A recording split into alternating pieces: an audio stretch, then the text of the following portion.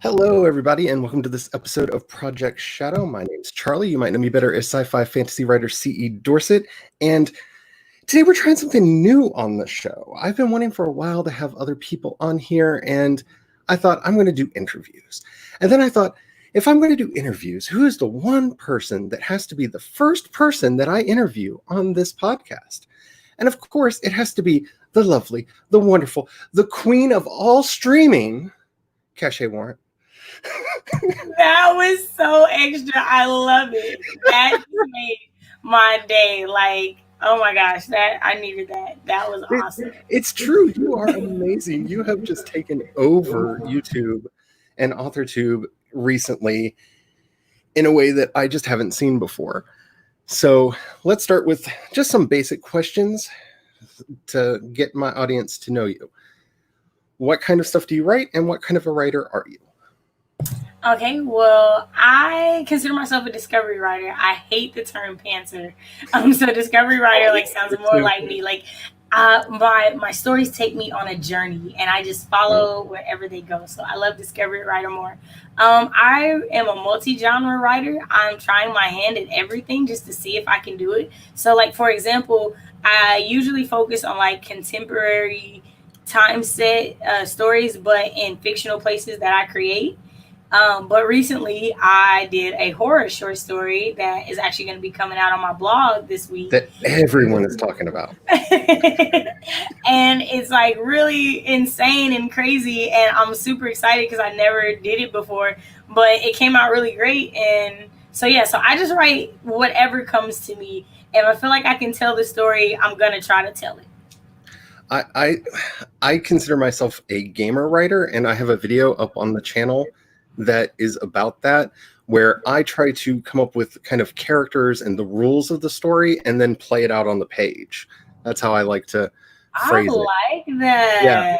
Yeah, because I can't just be a discovery writer because I get lost. I will go off on all kinds of side roads and tangents, and I will never find my way back. So I need to set up rules. I completely understand that because, so I tell people all the time, when I was in college, I was a hardcore outliner. So for anything I had to write in school, there was an outline. I stayed to it. Fiction writing, on the other hand, writing for myself, trying to tell a story, I try outlining. I don't stick to it. I can't. I try. It don't work for me. So I wanted to ask you, you've been talking about this book that you're working on, Jesus Never Went to College. Yes. And I am, first of all, fascinated by that title. That is one of the best titles I've heard in a long time. As soon as I heard that, I was like, I'm reading that book.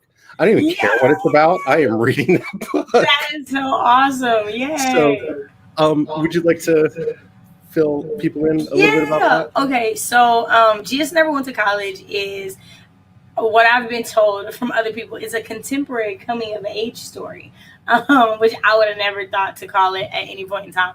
But pretty much it's based off of my freshman and sophomore years of college and my lifestyle as a child. So I grew up in a very Christian-centered religious home.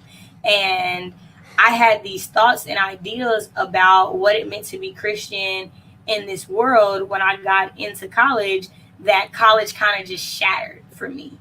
And the thought process in the title and in the concept of the book is that Christian children are taught that they can go through anything because Jesus went through everything. And the truth of the matter is Jesus never went to college. Jesus doesn't know what this life is like.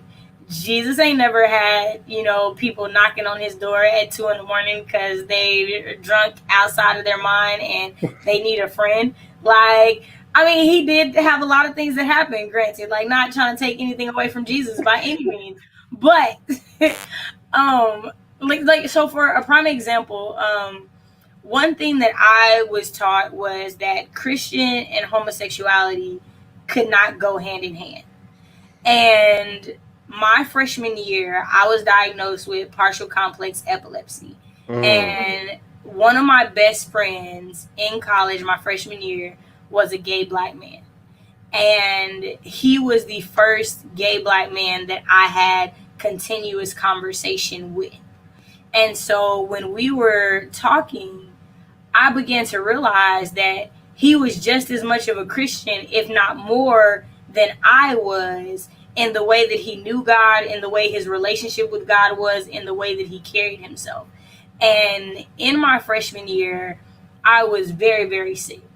And unfortunately, there were a lot of Christians who kind of left me out to dry and left me on my own. And there's a lot of that. Right. And this gay man was in my dorm room with me every night, praying with me. He was there rubbing my back when I was having panic attacks, or staying there with me when I was having seizures. And that was when something changed and clicked for me. That what I've been taught about Christianity and how it is exposed to us, and what I've been taught about homosexuality, wasn't right. It was wrong, and it was from a limited mindset. And so with Jesus Never Went to College, I want to shatter that mindset for other Christian children who don't feel like they can talk to their parents about anything and everything. So I hope that helps to understand it a little bit more. Yeah, that actually makes me a lot more excited, because I was raised Baptist and I converted to Catholicism when I was 18 for a lot of reasons that are very complex. And I was on my road to joining the priesthood, of all things, if you could imagine. And so, yeah, I have a lot of tangled mess of feelings where it comes to sexuality, gender, and religion. The biggest one for me, you know what? Okay, how do we do? I left a stream going in the background. I was like, "What is that? Me? Oh my gosh! I'm messing up his thing." Yeah, I left the stream going in the background because I'm smart. Anywho, YouTube, it's always open in my house somewhere. But yeah, I ended up not following that path because at the time I was told that my parents, well, my sister and my mother, could not attend my ordination because they were women. And I don't think that that's still true in the church. And I think it was just the bishop at the time, but I said some choice words. And so I deviated from my path, because the thing that really gets me is how we use unmitigatable factors to make ourselves feel superior over others. So men like to think they're superior to women. People look down at trans people because we are going through a phase or have adopted a strange lifestyle or whatever the case may be. And I just, it destroys my psyche that people do that, because I don't understand it. One, because I don't think anybody's better than anybody else. I mean, I know the stuff I've done in my life. I do not have the right to judge anybody. But I just, yeah, there's a lot of that. And I think it comes down to insecurity. Because for a lot of people, a lot of not just religious belief, but belief in general has to do with getting rid of your fears. So a lot of churches tell you, if you believe these things, you won't have to worry about how to pay the bills or what happens if you get sick. Or a lot of political parties are like, if you support us, we will make you wealthy and powerful, and you can look down at those people that you want to look down on. Insecurity is something we have to deal with in ourselves, and stop trying to deal with it by putting other people down. No, I definitely agree with that. I definitely feel like with insecurity, there are a lot of times where we project our thoughts and our feelings onto other people because of those insecurities. And for Christians in general, whatever feelings that you have about homosexuality sometimes is more so your own dealings with your personal self that you're projecting onto homosexual people. And that's where the problem comes into. That's where the issue comes, when you're not taking time to analyze, why do I have these feelings? Why do I have these thoughts? Let's dissect these and take these apart, because a lot of times it requires a lot of introspection and reflection that people don't want to do. People And really don't want to enter. it makes them uncomfortable. And I say this all the time: the point at which you grow and get better is the point at which you hit uncomfortableness. Like whenever you get uncomfortable, that is where you are at the biggest point of where you can grow and change, because being uncomfortable is change. It is, it is one of those things. So I completely agree with you on the insecurity thing. I think that a lot of it is projected. And I think it's interesting that you said that you're Baptist, because a lot of it is focused on like one of the things is that I want to tackle with the story is that Christian and conservative are not synonymous. They do not mean the same thing.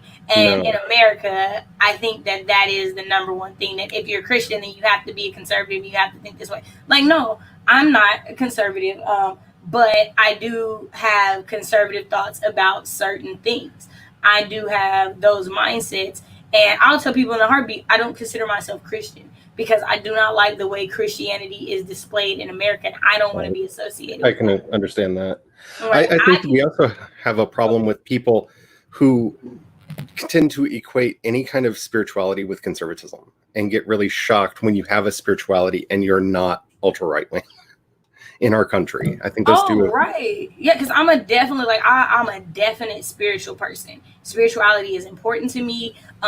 Even, especially as a Black person, I think it's important to our community as a whole. Like, we're just a very spiritual people. I see you. We're a very spiritual people. And so for me, it's like, I have my beliefs. I have what I focus on. I have what guides me. And I don't think that there should be limitations on that. I don't think that people should put what they think and what they believe on someone else. And definitely, I feel like regardless to what you think about anything else, if you're an American, then you have to stand by that point, because that is the purest foundation of what we are, regardless to how far we strayed away from that, how untrue it was for everybody at that point. The basis of it was freedom to be who you are. I've been thinking about this a lot. I think this is one of the reasons why the Hamilton musical got so popular, because it's not about Alexander Hamilton or George Washington or any of those people. It's using them as almost mythological characters to talk about the soul of America and everything that we've been through and everything that we're aspire to be and lie to ourselves about being. And especially with everything going on in the country right now, that can be really upsetting for some people who don't want to. They think that they have to give up their ancestry or their past or whatever because there are problematic parts of it. Look, my family is from the South, and luckily, from everything I know about family history, we fought on the Union side of the war. But we are also, founded a lot of slave states. I mean, we've been here since the mid 1700s, most of my family lines. And so by looking at our history and acknowledging that doesn't mean you have to throw everything out. Thomas Jefferson had a lot of wonderful, beautiful things to say about freedom. He just didn't mean it for everybody. And we need to mean it for everybody. And I think that's also true when people get into whatever their religious tradition is. Those words are meant for everybody. When we say all people are free, all people should be free. I don't want to get my preacher out because I have a little preacher inside me, but, we need to be focused on helping everybody and realizing that we are all one blood. We are all one people. And I don't know what it's going to take to get us there, but I cannot wait to read this book because it sounds like my experience, some of my experiences. I didn't have the health issues and stuff that helped, inspired your book, but I know I should have been in college years were, let's say, colored with a lot of learning about the world and how the world should be. Right. And I feel like it's a thing that because I've been talking about it with one of my really good friends, and she is she's Caucasian, and she is very much so a Christian. at her heart, and she sees a lot of things, like even within her own family circle, that don't line up with Christianity. And it's hard for her to remain Christian in how she deals with people and confront those things. And when I was telling her about the book and giving her insight on it, she was like, KaShay, like, this needs to be written because these are conversations that Christian parents aren't having with their children. No, they're not. Like, they're not talking about these things that are happening in the world. And then these Christian children are going out to college and being confronted with these things. And not everyone, when they get out of their parents' home, is strong in their resolve of who they are. A lot of people, Christian or not, are still figuring out who they are. And there needs to be some conversation about that. Like, so for the story, there are 4 main characters, and there's a Sharia Cook who is the main character, and the entire book is shown through her viewpoint. But there are aspects that focus on the other 3 main characters who are members of her orientation group, for freshman orientation, right? Okay. And so one, his name is Antonio Barrientos, and he happens to be an undocumented student. And I wanted to talk about that because what happens is he wants to petition for their university to become a sanctuary university. And she's also a member of the BCM, Baptist Collegiate Ministries, on campus. Well, friends of hers that are in BCM are also MAGA believers and people who believe that he doesn't have a right to be here. And she gets drugged into that in the fact that she likes this dude. Like, I'm writing a story, and originally she's supposed to stay with her boyfriend for forever, and now she's making eyes at Antonio, and I don't know what to do. And so in the story, I'm having her confront. I know, right? I'm having her confront the fact that Antonio's has been in America since he's 2, so he doesn't know anything other than America. He's just as American as she is. And so how do you deal with that? How do you reconcile that information and where you stand with this person, because you've developed a relationship with this person before they revealed this information to you? And so now where do you stand? Now, how do you feel that you know this about this person? And I want to tackle some real issues with my book. I do. And I want to change people's mindset. Like, I feel like this, if I can write something that makes you look at things in just a little bit different of a lens, then I've done my job. Yeah, that's something I try to do in a lot of my work, because I feel very fortunate that when I was 10 years old, my family moved to Maryland, and we lived in what I often call the United Nations apartment block, because, our neighbors downstairs were Brazilian and the people to the next door to us were Iranian. And, I did not, from the age of 10 to 15, I did not have a Caucasian friend because everyone around, that lived around us was from everywhere in the world. And that was so liberating and such a privilege to get to see life in so many different ways and get to help a Korean friend of mine's mom make kimchi and to learn how to, I remember being invited to a Diwali party when I was like 11. I love Diwali. I love it. Having no idea what that was, raised Baptist in the, in all over the South, I had no idea what that was. And, the candles and the lights and everything, just, it was so magical. And I want to try, at least with my work, to put some of that across to people. Like, the world is full of wonder if you don't close yourself off to it. Like, that to me is the biggest that's super message. Important. If you don't close yourself off to it, I think that is super important. I love that you said that. Because, growing up, I was very involved in like the goth subcultures. I mean, I always date myself on this podcast. I'm 43 years old. I was one of them goths in the 90s. And I still kind of am, if you can't tell from the hair and the clothes. It's the art on my channel. But, one of the things that we all believed in was this idea that everything can be beautiful if you look at it that way. And so, we worked hard to find beauty in everything from, not just, the stereotypical death and darkness and gloom and all of that wonderful dark stuff, but just in everything. That beauty is what we are about as people. And that's what we really strove for. And it didn't hurt that we were all a bunch of artists who were drawing and painting, doing all kinds of recreational activities that helped broaden the mind. But if we can get any message out into the world as writers, I think that is the most important one. Keep your eyes open, because the most dangerous thing that anybody can do is shut their eyes or shut their mind, because you never know when something's going to come along to save you. I mean, you never know. I agree with that. I agree that you have to be open to other ideas and other possibilities, because they could drastically change what you're doing, and they could help you like a lot more than you realize. So I agree with that completely. I definitely agree with that. Now, I don't want to get into spoilers on her work, but you're the fifth person I've seen lately where I've been either adjacent to or in the middle of a conversation about the wonderful works of N.K. Jemisin. And you said something last night on Becca C. Smith's stream that just blew my mind and recontextualized an entire trilogy for me, that people who don't get the Broken Earth trilogy don't understand what it's like to be Black in America.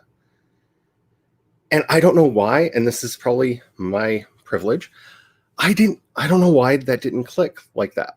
Like, I read it as a fantasy book, and that opened me up, and I'm just started rereading them.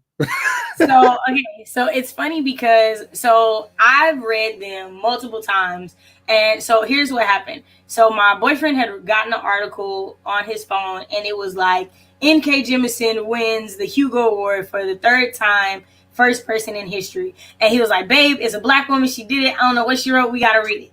And I was like, okay. And so the first time I started to get into it, it was so hard to get into it. I was like, what am I reading? Because I never really read a fantasy book at this time. I didn't have any idea. Okay, so as a Black person, it's so easy to see the parallels. Like, you see it immediately. And as we were reading it, we kept saying, I wonder how many white people read this and have no idea she's talking about Black people right now. Too many. I wonder how many white people are like, I love this book. Why are they doing this to Origins? Why are they doing this to them? And have no idea that she's talking about Black people. And so when the girl had, not the girl, I don't want to like say that downplay. When Jessica had said her friend had said that, I was like, I know why she felt that way. I understand why, because it's so hard to see the replicas. And so here's the kicker, right? Is that they're called ragas, right? Mm-hmm. And ragas are just two letters off from a very popular term in Black culture. And of course, Black people see it. Yeah. And if you think about reading the book, now think about that term and how often it's used through the book and the different ways that it's used and how it's used. And does it not just blow your mind all over again? Yes, that's why I wanted to bring it up with you on here today. Because when you said that, I was like, I know I'm going to talk to KaShay about that tomorrow. Because I love N.K. Jemisin. I am a huge fan of her work. And as sensitive and open to these things as I try to be, it just blew my mind when you said that. Because for some reason, when I read a fantasy book, my mind goes into fantasy mode. This is a fantasy book, and so I try not to allegorize too much, because one, either you're wrong about the analogy and it doesn't quite work, or the author who wrote it, especially well-intentioned white writers who do analogies for race, gender, and sexuality. Oh, just please write race, gender, and sexuality in your story. Stop doing analogies. But I've done an entire series. Okay, so I have a video coming out, and I'm gonna just say this. Okay, if you're gonna write out of your demographic and you're not going to entrust a sensitivity reader with your work, don't do it. Don't try to tell my story. Don't try to tell the story from a Black woman's perspective, a Black man's perspective. Anybody that's Black, if you're not going to entrust someone that's Black to read your work and let you know if it's problematic or not, if you're not going to take that extra step, you don't need to write that story, because that means you're not willing to do your due diligence to make sure you're telling the right story. I think people are great to do. I don't ever want to tell people not to write different things. But I do want to say that if you're going to do that, respect that demographic enough to do them justice. Like, so for me, with Antonio being Hispanic, I'm not Hispanic. So what am I doing? I have a few Hispanic friends who I'm having read it and talk to me about it and talk about, especially my friends that are not from America who have transitioned here and the different things that they have had to deal with. Like, I want to be very clear on that. And so, like what you just said, like, no, if you're going to write outside of your demographic, if you're going to be brave and do that, not saying you shouldn't, if you do, give us the respect of hiring a sensitivity reader, of doing it. And I open myself up to that. Like, if you want to reach out to me because you would like me to read your synopsis or get anything, I am perfectly one of those people who are willing to do that, because I would much rather you just push my book than try to write a Black character and do it wrong. And that's me being honest. I actually have recently sidelined an entire subplot in the book I'm working on right now, because it involves a Native American from a very specific tribe that was in Maryland. And I've been trying to talk with the tribal council and get their help to hire someone to, I don't want to do the whole, all Native Americans were the same and they believed in nature and fairies, you know, that trope that fills American writing. And it's been very hard to find information about this one particular tribe. And so I decided to just put that on hold for now until I can get enough information and hopefully be able to hire a writer, you know, a sensitivity reader to help me with that, because I really don't want to be offensive. I want to include them because they should be in the story because of when and where it takes place, but I don't want to write my version of how the West was won. So yeah, I love that. I love that. And it you know, it just takes some reflection. That's all it takes. It's a reflection. Like, hey, I want to tell this story. I think it's an important story to tell. I think that I can do a good job, but I want to make sure I'm doing the best job I can do. Yeah, and it's really tricky because, you know, one of the things that my greatest sin as a writer, and I don't know how long you've been writing. I don't know if you have any writing confessions yet, but my greatest sin as a writer is it took me forever to figure out my personal gender. So I have very few female characters in my early books.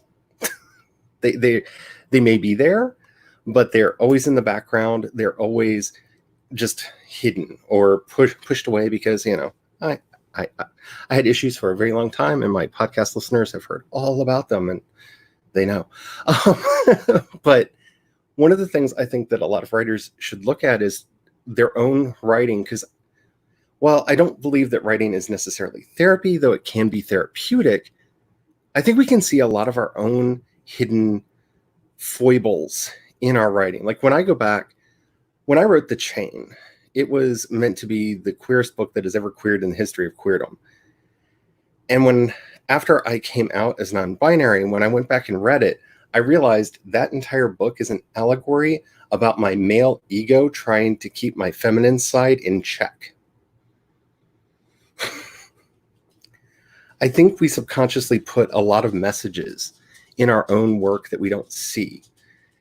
And that can be really dangerous, especially if you're writing outside your culture or outside your gender, because you don't realize what your internalized biases are because they're so natural and ingrained to you. And that's why I'm really excited for Jesus Never Went to College. I'm promoting this book like it's out, and we definitely have to do this again when the book comes out, because I am so excited about this book. Oh, for sure. I'm definitely gonna be like, all right, Charlie, it's ready to come out. It's ready. I got you. Like, let's talk about it. Let's talk about it. Because yeah, no, I'm excited about it. I'm excited for the conversations that it's going to create. I don't know, like I'm excited for just the process of it and finishing it and going through it and everything.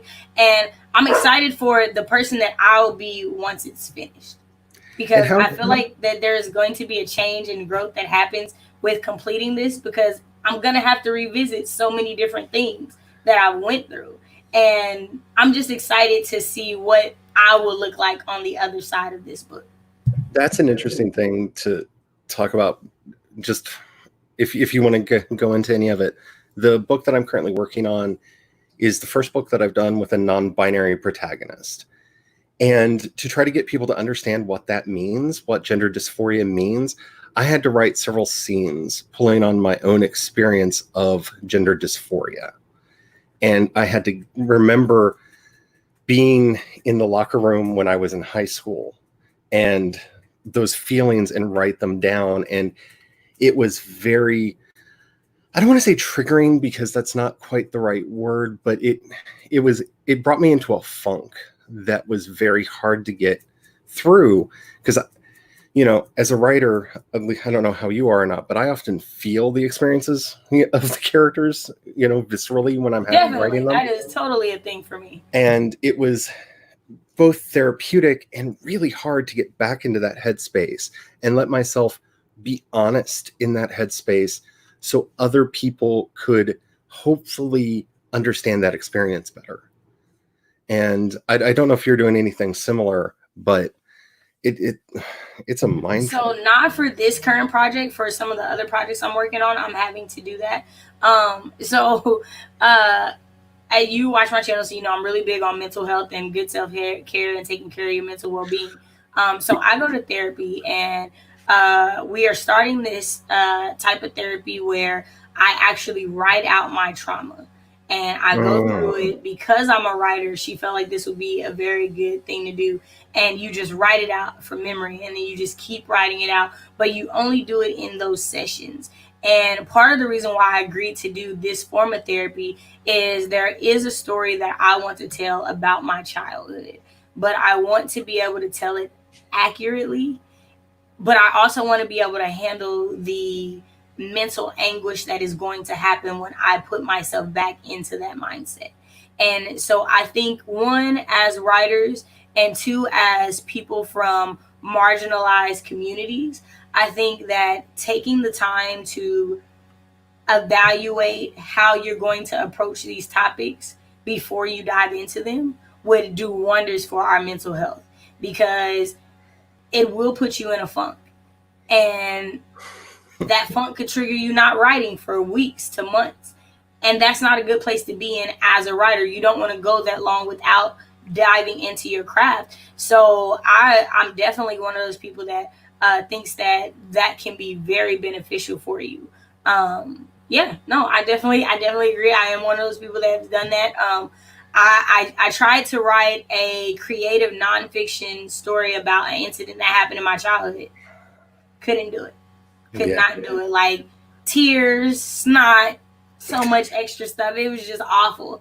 And I will be honest with you, I can't even go back and read the draft that I created of it because of the place that it takes me. Yeah, I've got a couple of those. And so I completely get that. Like that's one of the reasons why I wanted to especially talk to you, because you know, I know we've had very different lives, but you know, in some ways, like I hear parts of my story in you. And right now I'm in the middle of this kind of complete reboot of my career as a writer. I started publishing books in 2007. And about 5 years ago, I had an unscheduled mental health vacation that lasted for about 3 years and really made me have to face a lot of demons that I didn't want to acknowledge, because, you know, and I've been very open on this channel. You know, I was molested as a kid. I was held at gunpoint and kidnapped on several occasions. I've had a life. And a lot of that really was stuff that I just, with that American male bravado that I used to have, just went, you know, but I'm fine now. I'm fine. And we need to open up. We need to realize that scars don't become scars unless they heal. You know, we call a lot of these things scars, but they're open wounds. And they're just festering and making things worse for us. Okay, come through with a whole message. Come through with a whole message. They are not scars until they heal. It's true. That is a whole message right there. Like I love that. I just had to tell you that line I'm writing that down. I might write a whole poem about that, and that'd be a blog post. Let me put that on. Oh, they are not scars until they heal. It's true, because we have this whole idea that, I carry around all these scars, and you hear this all the time, and especially in the type of writing that I write, you have a lot of those Byronic heroes that they're just carrying around their baggage, and they're not scars. They're wounded. They're still bleeding inside. They're hurting. And I as much as I love a good Lestat or a Byronic hero like that, you have to find some sense of healing to make it all better. And my entire process that got me to where I am now has all been about learning to have confidence, because you don't want to know how I feel when I see this face, or when I think about this body that I have. I have suffered from gender and body dysmorphia my entire life. And my gender dysphoria is insane, especially every time I hear my voice or I see my face. And doing YouTube and the podcast and stuff is so helpful, because I've learned to just accept me. And you inspire me so much, because I see that in you. And you have, especially on YouTube, so much of a larger profile than I do. And you're carrying that message out to the world, and people need to hear it. Be yourself. We've got all these other carbon copies of people out there. We don't need any more. We need original people. We need unique people. And, you are an inspiration to me. And that's one of the reasons why I wanted you to be the first person that I did on the show. You're gonna make me cry. Oh my gosh. You're awesome. So on the topic of that, so I, as an adult, and as a child, I had dysmorphia issues for other reasons than yours, right? So when I was a kid, because I had nothing but brothers and was surrounded by nothing but uncles, I wanted to be a boy. I was so mad that I had to have boobies, and I had to wear those scratchy, itchy socks, and I couldn't just cut all my hair off. I had to sit down and get it braided. And it, for me, was something that I grew out of, because I associated male and female things with actions and not with who they truly were. And then I realized as an adult that I struggled with it with my dark complexion. There were so many times where, as a child, I wouldn't look into a mirror because I didn't want to see how dark my skin was. I always wanted to be a lighter black skin than I was. In the poem that I wrote, Black Rage, there's a line where I talk about how I used to stand in the shower and scrub at my skin, hoping to lighten it, because I would just get teased so much for being dark skinned, and people would treat me so much differently. And so I don't want this to ever come off like I'm lessening your experience or anything. Oh, no. Just like how I understand it happens and it affects us in so many different ways, and how it displays in each and every one of us is different. And even so, like, in seeing you in the comments and learning more about you and learning more about your YouTube, and shout out to Grayson, because Grayson has exposed me to things about the trans community that I didn't know. And I tell him all the time, I'm thankful for someone who is willing to have a conversation and willing to talk to people, because a lot of times the issue is we don't know how to have these conversations. Yeah, exactly. And we don't know how to do these things. And how I can sit here, and even with you, when I was like, I'm not trying to lessen your experience or anything, what I'm saying. No. And you were like, no, I completely know what you're doing. Those are the types of conversations that we need to have, because that's the only way that we can open these doors so that people can understand better. And I know that Grayson put up a post about something that happened, and it triggered a panic attack for a dysmorphia episode that he had. And when I saw it, I cried, because I love Grayson. I see Grayson as my big brother. And to hear that my big brother felt like that, and then to think that there are millions of people across the world who have felt like that about themselves, that's not okay with me. That doesn't sit well with my spirit. So that makes me want to learn more so that I can be a better advocate. So I can be like, because I'm not going to call myself an ally until I know that I've learned enough to be an ally. I think that is, to me, that's a triggering thing. When I hear you call yourself an ally and I'm like, you just gave yourself that title because you retweeted a tweet or you posted a post. Like, no, it takes learning, and learning doesn't happen immediately. Learning takes time. Learning takes growth. I recently finished reading How to Be an Anti-Racist, and there was so much in that book that, one, showed me things that I need to work on for myself, but I feel like there could be a version of that book for how to be an anti-transphobe, how to be an an anti-sexist, how to be, because there's so much that we do that we hope is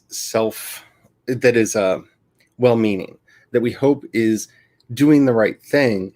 And there is that fear that's always there. I have volunteered at conventions for, I don't even know how long now. And I generally run the basically introduction to sexuality and gender panel.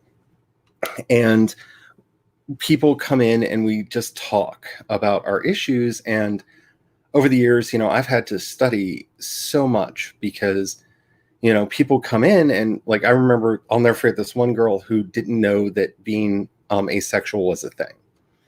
She didn't know that ace and arrow was a thing, and having to, when she found that out, just watching her come back to life, because what we don't know, we can't fix. I didn't know about colorism until I started watching For Harriet. I didn't know that was a thing. And we, as a society right now, I hate to use the word waking up because that's become such a cliche right now. But, we're starting to see problems that we've ignored for so long, whether it be for race, gender, sexuality, what have you. And it's making a lot of people uncomfortable. And some of that's because they don't want to change and they're stuck in their ways. But I think it's because they feel like, well, then everything I've ever been is wrong. And the thing that I try to tell people is, at least with me, I'm never offended by your questions, because I had them too. I didn't know what it meant to be queer. I didn't know what it meant to be transgender. I didn't know what non-binary was till like 2 years ago. I didn't know what these words were. So I understand getting them, but know that I'm a safe space to ask the questions. Not every trans person is. And that's why, for me, finding ways to speak out and being very public and open so people know they can come to me and ask and aren't bothering every other person that they meet and peppering them with those questions. It's exhausting sometimes, but it's extremely rewarding. Right. And I've been one of those people where I want people to come to me and feel like they can talk. And because I know every Black person isn't that way, because it is a lot for people to ask you questions constantly and to have to constantly be explaining our plight and what we go through. It is exhausting. I'm one of those people that I understand that I feel like I've been put on this earth because I was created to go through things that others might not be able to handle, go through in it. So it's my job to be able to speak to them on those things. So I completely understand that. Side note, I know we're recording. My brother just got here. So, okay. I was actually just about to call it quits. So okay, great. One last note before we end on this. Yeah, this is where I really want people to just reach out to one another and, find a place in your heart. Is there anything in particular you would like to give a shout out to before we go? So please check out my blog, respectmyartistry.wordpress.com. You can find some of my writing there. You'll be able to see Penelope's Curve, this short story that everybody's been talking about, according to Charlie. You can see it. It will be on the blog this Friday. It is with an editor now. I'm super duper excited for it. So yay. So yeah, that's it. Definitely check out my YouTube channel. I will be featuring a lot of different people coming up to do some collabs and things like that. So Charlie, we're going to have to do a collab. We're going to have to do a video. So yeah. All right. So thank you, everybody. If you don't know who KaShay is, please check her out. She is wonderful. And until next time, as we say every time at the end of this show. Black Lives Matter, Black Trans Lives Matter. Say her name. And have fun while you're doing it. Breonna Taylor's killers are still out there, y'all. Still out there. All right. Have the fun. Bye. Bye.